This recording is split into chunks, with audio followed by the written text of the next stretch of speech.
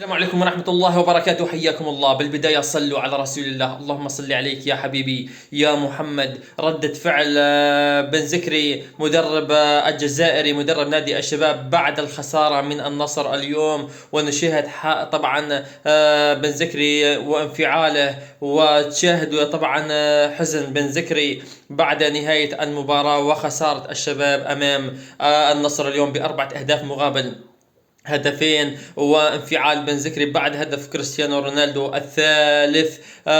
مباراة قدمها اليوم الشباب يعني امام النصر يعني بكوكبة بنجوم النصر، ولكن بن زكري اليوم انفعل يريد انه يخرج امام النصر بنتيجة ايجابية. المدرب الجزائري بن زكري يعني كان يتمنى انه يقدم مستوى امام النصر يعني، ولكن خسر هذه المباراة.